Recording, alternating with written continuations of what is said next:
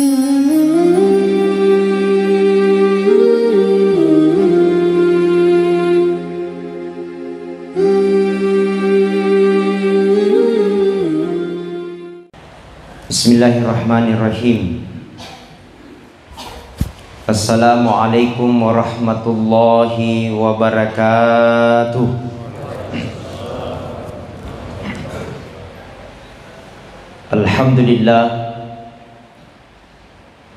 Alhamdulillahi rabbil alamin. Wa bihi nasta'in wa ala umuri dunya waddin. Asyhadu an la ilaha illallah wahdahu la syarikalah wa asyhadu anna Muhammadan abduhu wa rasuluh la nabiyya ba'dah.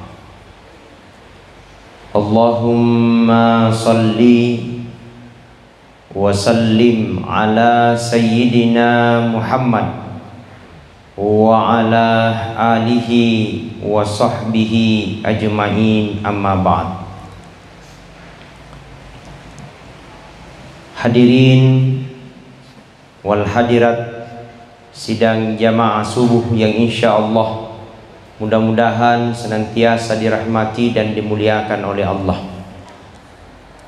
Alhamdulillah, puji syukur kita panjatkan atas kehadirat Allah, di mana pada subuh ini kita masih diberikan kenikmatan oleh Allah sehingga kita masih melakukan kewajiban kita, yaitu sholat subuh secara berjamaah. Mudah-mudahan insyaallah apa yang kita laksanakan pada subuh ini insyaallah mendapatkan balasan yang berlipat ganda. Apalagi Pak, di bulan Ramadan ini insyaallah semua pahala-pahala kebaikan dilipat gandakan pahala oleh Allah Subhanahu wa taala. Maka mari kita terus berlomba, mari kita terus semangat termotivasi untuk melakukan hal-hal kebaikan.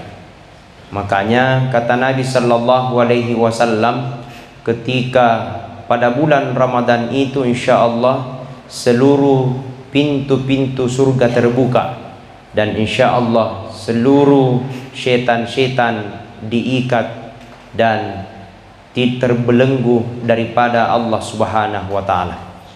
Artinya apa? Pintu-pintu terbuka itu adalah segala kebaikan-kebaikan yang kita lakukan, semua akan dilipat gandakan pahala oleh Allah Subhanahu wa taala.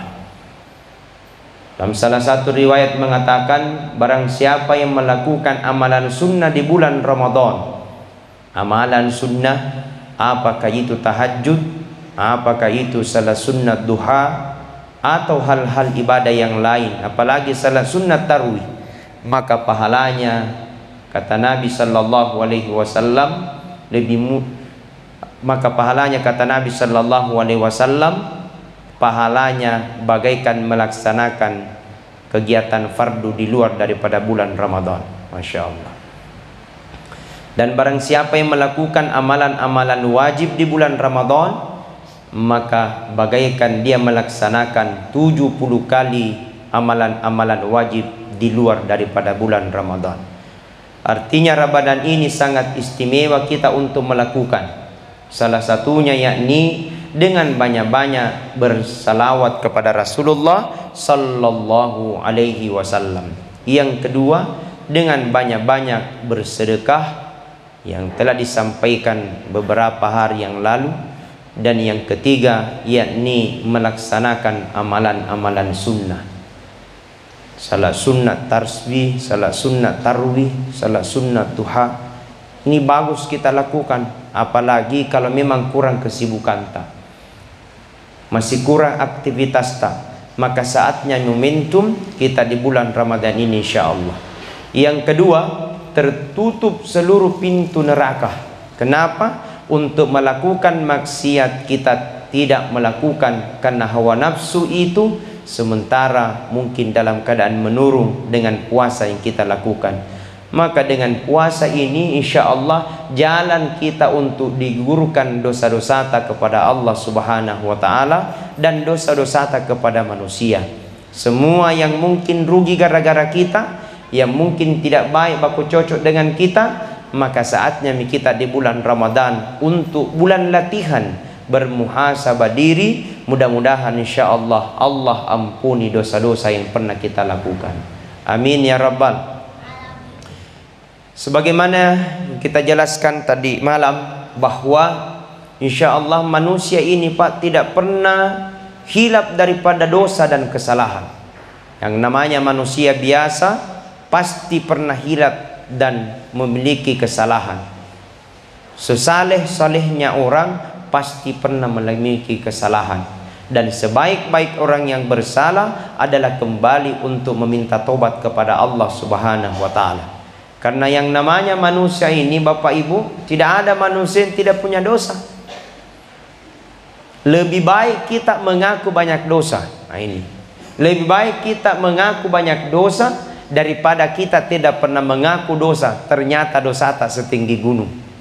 Kan ada orang ini seakan-akan dia yang paling soleh, seakan-akan dia yang paling benar, seakan-akan dia yang paling terbaik ibadahnya, yang lain dipandang enteng.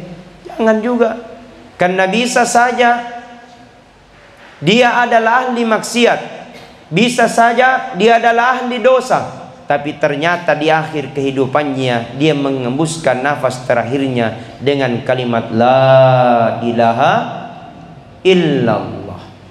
Bisa saja dia adalah seorang maksiat yang sangat luar biasa, dosanya berbagai macam, tidak bisa tertutupi mungkin langit, tidak bisa didahului mungkin setinggi gunung, tapi ternyata di akhir kehidupannya dia dalam keadaan husnul khatimah. Nah, yang dihitung oleh Allah, yang dihitung oleh Rasulullah sallallahu alaihi wasallam, yakni di akhir kehidupannya apakah dia meninggalnya dalam keadaan husnul khatimah atau meninggalnya dalam keadaan su'ul khatimah. Dan tanda-tandanya kata Nabi dia meninggal dalam keadaan husnul khatimah di akhir kehidupannya la ilaha illallah. Coba semuanya, la ilaha illallah.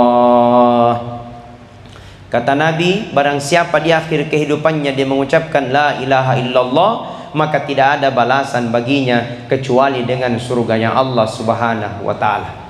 Maka kata Imam Al-Ghazali Hujjatul Islam, 3 yang bisa menghapus dosata, telu diloloi dosata, 3 yang bisa menghapus dosata kata Imam Al-Ghazali. Apa itu? Yang pertama, ada dosa yang bisa dihapus dengan air wudu, wejenne. Makanya ketika berwudu, dicuci semua tangan tak, dicuci semua mulut tak, dicuci semua mata tak, dicuci semua dengan kaki tak. Maka minta keberkahan. Ya Allah, mungkin mulut ini banyak pernah melakukan maksiat, mungkin mulut ini kadang mengucapkan kalimat-kalimat yang senonoh, yang tidak sesuai ya Allah. Maka saya meminta ampun kepadamu ya Allah melalui air wudu saya. Mudah-mudahan engkau gugurkan sepunya dosa. Karena ini paling banyak ini dosanya Pak, mulut. Apalagi kadang kita ini banyak gosip, banyak cerita kiri kanan, digosip kiri kanan, tidak baik sama orang lain, sama tetangga juga jahat, sama yang lain.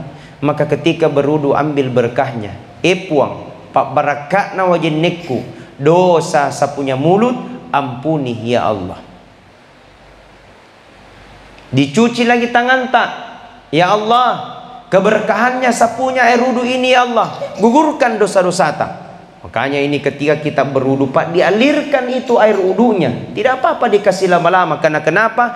Di setiap tetesan-tetesan air yang kita keluarkan untuk berwudu, maka seperti itulah dosa-dosa kita akan mengalir.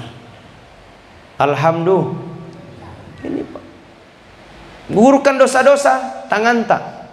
Karena ini yang paling banyak dosanya di jua tangan Pak. Tangan.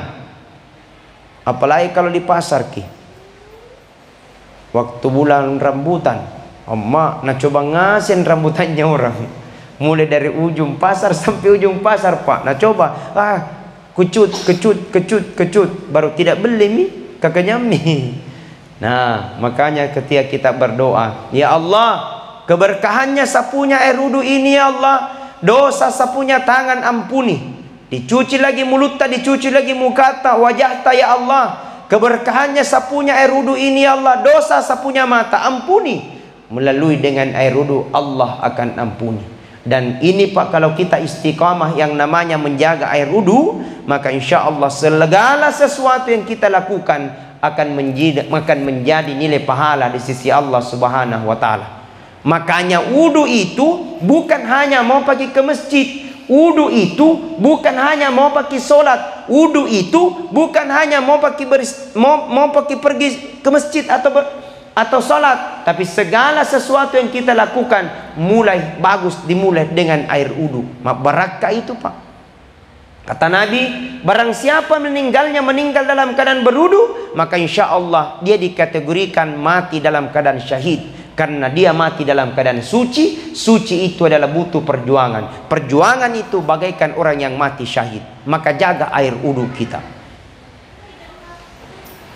Mau ki ke kantor, jaga air wudu. Mau ki ke pasar, pada cengi wajin neta. Mau ki pergi ke pekerjaan tak, jaga itu pak. Insya Allah mudah-mudahan Allah berikan keberkahan.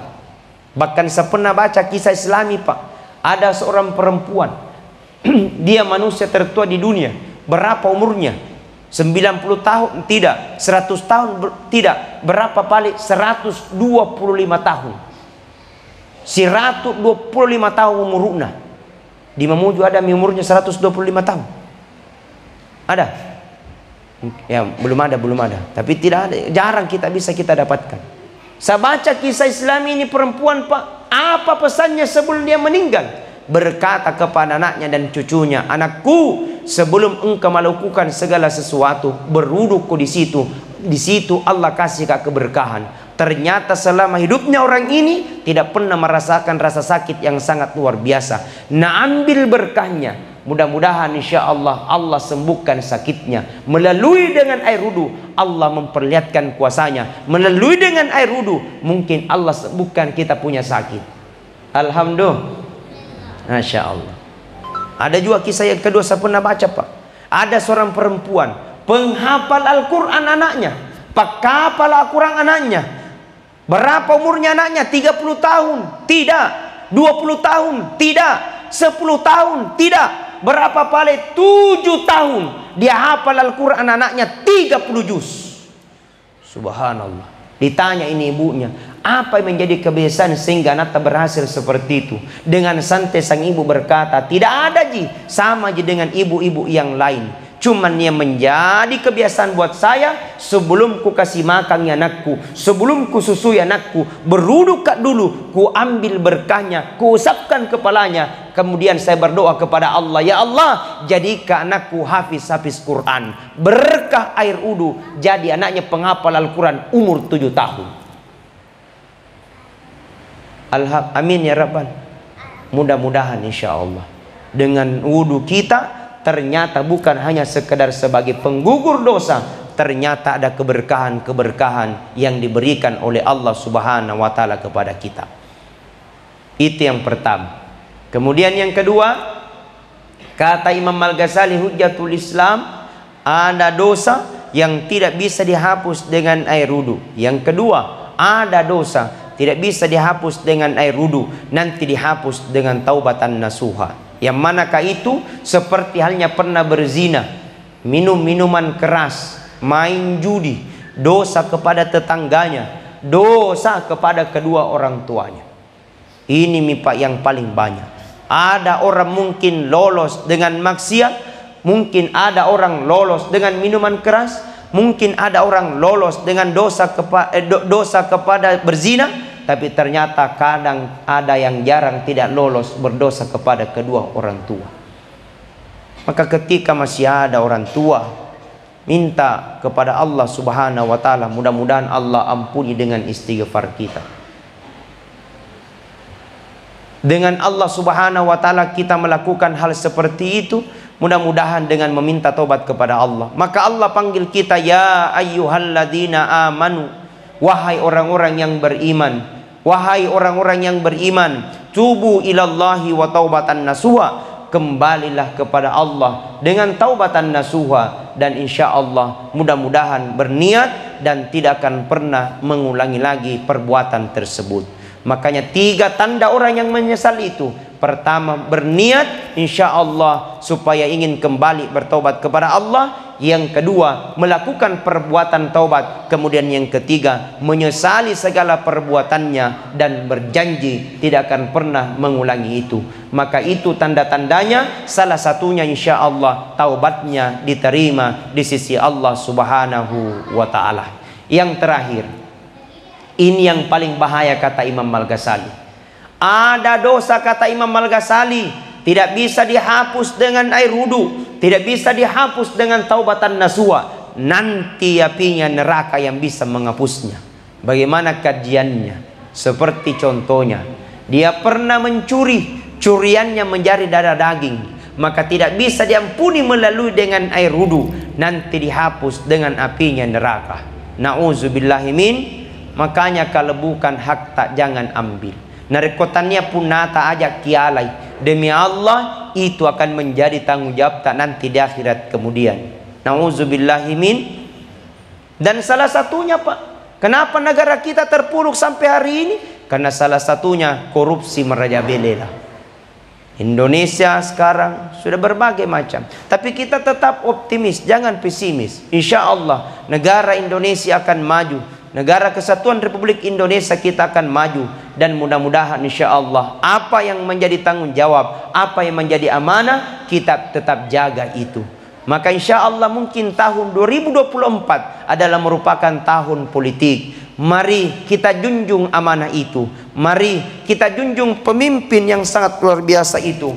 Mudah-mudahan insya Allah Allah menurunkan berkahnya, Allah turunkan berkah dan rahmatnya di tempat kita ini. Karena kata Allah Subhanahu wa ta'ala, ketika ingin kampung ini maju, jikalau ingin bagus negara kita akan maju. Walau anna ahlal qura amanu wattaqau lafatahna alaihim barakatim minas sama'i wal ard. Seandainya dalam satu kampung, seandainya dalam satu kabupaten, seandainya dalam satu kota beriman dan bertakwa kepada Allah, lafatahna alaihim barakatim minas sama'i wal ard, maka aku bukakan pintu rahmat dari langit dan aku bukakan pintu rahmat dari tanah. Kenapa? Konsepnya beriman dan bertakwa. Kita siap Songsong 2024 lebih baik?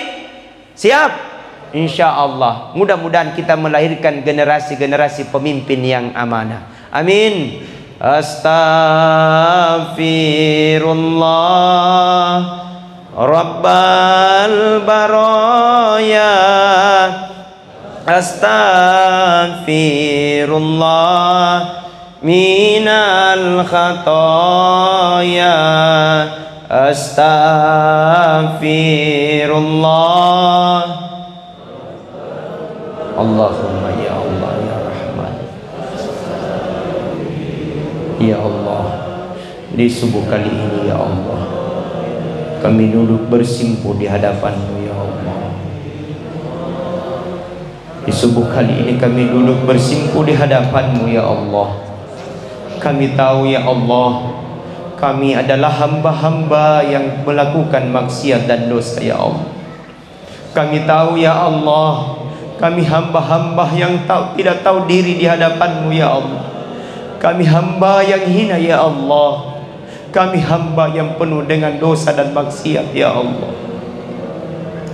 Astaghfirullah Rabbal baraya. Astaghfirullah minal khataya. Astaghfirullah. Allahumma ya Allah ya Rahman, pandang kami dengan pandang rasa kasih sayang. Ya Allah ya Allah ya Rahman ya Rahim, pandang kami dengan penuh rahmat-Mu ya Allah. Allahumma ya Allah ya Rahman ya Rahim, ampuni dosa-dosa yang pernah kami lakukan ya Allah. Ya Allah, Ya Rahman, Ya Rahim, ampuni maksiat-maksiat yang pernah kami lakukan ya Allah. Berpuluh-puluh tahun kami melakukan maksiat ya Allah. Berpuluh-puluh tahun kami telah melakukan dosa ya Allah. Kami tahu ya Allah, tidak ada yang berikan ampunan kecuali Engkau ya Allah. Astaghfirullah Rabbal baraya, astaghfirullah minal khataya. Semuanya astaghfirullah. Bayangkan hadirin, ketika kita nanti dikembalikan menghadap kepada Allah. Bayangkan hadirin, ketika kita sendiri nanti dalam kubur, kita akan didatangi oleh dua malaikat Munkar wa Nakir. Dia akan bertanya, man rabbuka? Dia akan bertanya, man nabiyuka? Tidak ada yang bisa memberikan jawaban kecuali amal-amal kebaikan yang pernah kita lakukan. Tidak ada yang memberikan pertolongan kecuali salat-salat yang pernah kita lakukan. Tidak ada yang bisa memberikan keberkahan dan keamanan dari segala malapetaka dan musibah, dari segala pertanyaan Munkar wa Nakir, kecuali solat kita, ibadah kita, tahajud kita. Maka minta ya Allah, jadikan ibadah kami ibadah yang terbaik, jadikan ngaji kami ngaji yang terbaik, jadikan zikir ini sebagai zikir yang terbaik ya Allah. Astaghfirullah Rabbal baraya, astaghfirullah. Bayangkan dosa-dosa yang kita lakukan hadirin. Bayangkan maksiat yang kita lakukan hadirin. Ketika kita sendiri nanti akan gelap gulita, akan gelap gulita, akan gelap gulita. Tidak ada yang akan mampu menerangi kecuali dengan kebaikan-kebaikan yang kita lakukan. Astaghfirullah Rabbal baraya, astaghfirullah.